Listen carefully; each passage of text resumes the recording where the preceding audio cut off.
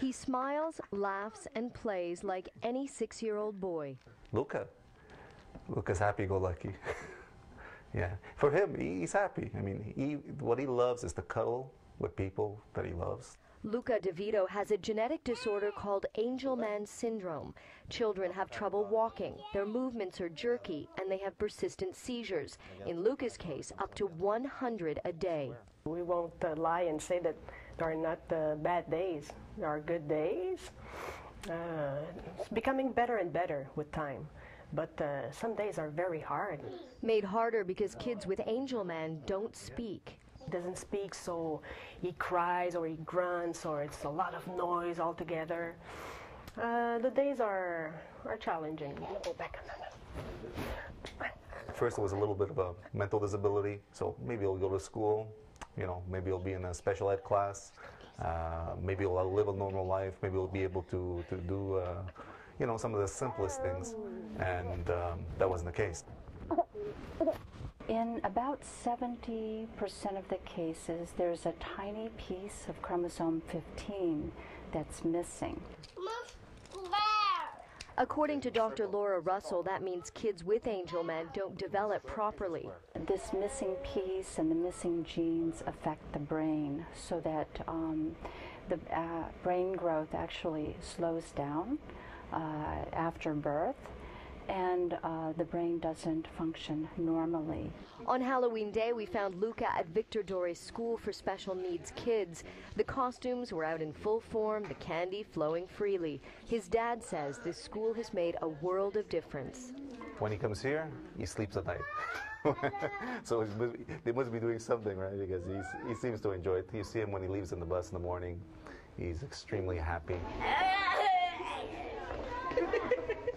Luca learns to be functional here, and that includes walking without help. I'm so proud of him. I'm really so proud. I can't believe it. When I see him walking long distances like that, I'm still amazed. Lentement, lentement. Bonjour. Okay, stop. Alette Miron is Luca's physiotherapist. She teaches him about balance and control. The bicycle prevents him to go completely in extension. He has to control himself, and it's very hard to coordinate both hands and feet at the same time. Arlette believes Luca is learning. I think there's always some progress to be seen somewhere if you keep trying and let the child experiment. But he'll never live without constant care. There's no cure for Angelman, but research can help with quality of life. Research can help us know what are the best medications to help with the seizures. How can we help them develop better language skills? How can we help with their walking? So with every step, the DiVito family grows closer together. Their life will never be easy, but it will be full of love. Every day you gotta get up early. Nights are short. 24-hour and 24-hour care for Luca. We love him, and we do it willingly. They're also feverishly promoting awareness of Angelman so other families aren't left in the dark. We want people to know about this syndrome because it's often misdiagnosed as autism or cerebral palsy. So people can have one test done and know that it's Angelman and have a clean diagnosis. Until that happens, the DiVitos hold on to each other. They see each day as a gift and fight to make their son's life as full of wonder as possible. Well, that was definitely one of my favorite moments of the last year, spending a full day with the DiVito family, and here they are with us today. Thank you so much. There's little Luca, the star. Hi, Luca. Hi, Luca. And this is the Allah family. Emma also has the same syndrome as Luca, Angelman syndrome. And this really is a syndrome that has only been discovered or only been able to be talked about in the last 15 years. Tell us about that. Well, there's actually a detection method now. There's a test to verify if you have Angelman syndrome. Before it was only clinically proven, so it's a little bit difficult to actually get 100%, Clear diagnosis. Clear diagnosis, exactly. Now, on 70% of the case, no, actually 85% of the cases, there are 4 or 5 different types of Angelman.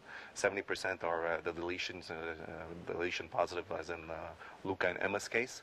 But there are still 15% that are clinically diagnosed. And research has helped to bring that without research, no, obviously. I mean, they all have some type of epilepsy. Without the research, you won't be able to control that epilepsy. With as research goes forward, more and more kids have their epileptic seizures are controlled, and it's difficult. It's difficult, but at times it could be more difficult than what it is now. I mean, Luca's under control. His epilepsy is under control. It's been years. At first, it was totally ridiculous. I know that Luca used to have up to 100 seizures a day. How was Emma doing before proper medication? Emma's seizures started, she was 3 years old, and she'll be 5. So they started pretty late. And since we were aware of the disorder, it was detected pretty quickly. She was 16 months old. So her neurologist was able to give us the appropriate medication. And it's well controlled, but of course, when she grows and her weight changes, it's hard to find a good balance. So as long as her seizures are controlled, it makes it a lot easier. They certainly seem like happy children, both of them. Oh yeah, they're so happy, and I think that's what makes it easier on everybody. You know, they're so lovable. They're very emotional. They like to hug. You know, she's always looking for kisses. And yeah, people are drawn to her. And she'll probably be doing that right up until she grows into adulthood, which most parents don't get. Yeah, and that's I think what scares us too. You know, when she'll be older, what's going to happen? You know, and the fact. Why don't we invite Jelly Bean in? She seems to really like Jelly Bean. There we go. And the Angelman Foundation, our goal is to create a respite home, and that gives us hope, you know, that she'll be in good hands, and then to make us, we have 3 children, so the fact that the home will give us a break. Yeah. So it'll help. And as far as how Luca's doing now, how are things looking for him? A lot better than, he's progressing really well. We're really happy about it. I mean, he does hyperbaric oxygen treatments. That helps him too.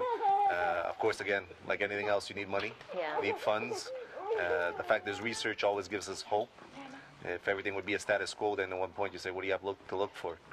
This way, there's always something to look forward to, and there's always something going to be available. And who knows? Changes. I mean, genetics is going so fast, and you know, stem cell research and Europe, so many other things. I mean, research in general. Research in general, exactly. For not only for Angelman, for anything. That's it, and that's why we're here today. This is why we introduce you to the DiVito family and the Alal family, so that you can really see firsthand where your donations would be going to help families like these and families that you don't know really deal with illnesses that are very difficult. And we also want to just take a quick moment to thank Paulo DiVito, who provides hotel rooms for all of the people that are here at the telethon. A very generous man and a generous family, and we thank you very much for being here. It's our pleasure. Bye, Luca. We'll see you soon. Bye. Bye. Bye. Please call if you can. The number's on your screen.